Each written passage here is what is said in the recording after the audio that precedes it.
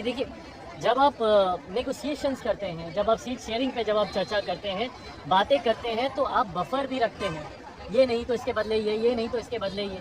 समीकरण के हिसाब से कई ऐसी सीटें हैं जो आपको लगता है, आपके जनाधार के हिसाब से, आपके संगठन के हिसाब से, जो आपको लगता है कि समीकरण जिसमें आप चुनाव लड़ रहे हैं, उसमें वो सीटें आपके खाते में आ सकती हैं, या जो सीटें हैं अगर अदला बदली होती है तो कौन सी आ सकती हैं। और ये तो अभी 11 की ही बात है, बाकी की भी जितनी सीटें हैं, 40 के 40 सीटों पर हम लोगों के लोकसभा हम लोग के चुनाव प्रभारी उन लोकसभा में जाएंगे।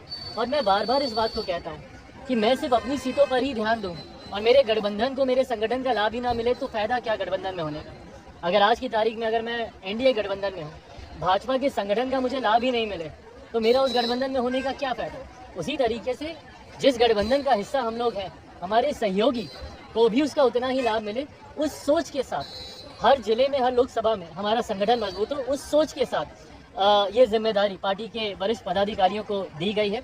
आने वाले दिनों में और सूची भी आप देखेंगे जिसमें बाकी की जितनी बची हुई लोकसभा है उसका भी जिक्र किया जाएगा। आप और आरएलजेपी दोनों एनडीए के जो है सदस्य हैं, लेकिन आरएलजेपी की तरफ से बार बार आपको लेकर के बयान आता है कि आप एनडीए में नहीं हैं। सर, बीजेपी भी इस बयान को सुन रही है और कुछ बोल नहीं रही है। भाई, कोई फर्क नहीं पड़ता इस बात से, कौन एनडीए में है कौन नहीं है, इसका सर्टिफिकेट तो किसी से नहीं चाहिए ना।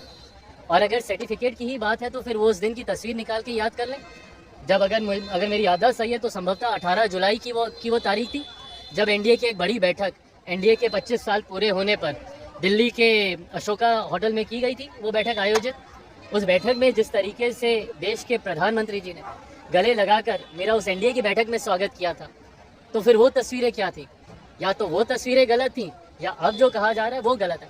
हैविंग सेड इट ऑल, हम लोग चुनाव में हैं, और चुनाव में मुझे लगता है इस तरीके की टीका टिप्पणी से गठबंधन को ही नुकसान होता है। मैं अपने तमाम सहयोगियों से ये आग्रह करूंगा कि चुनाव का समय है, एकजुट होकर चुनाव लड़ने का लक्ष्य हम लोगों को साधना चाहिए। जनता की बातों को ले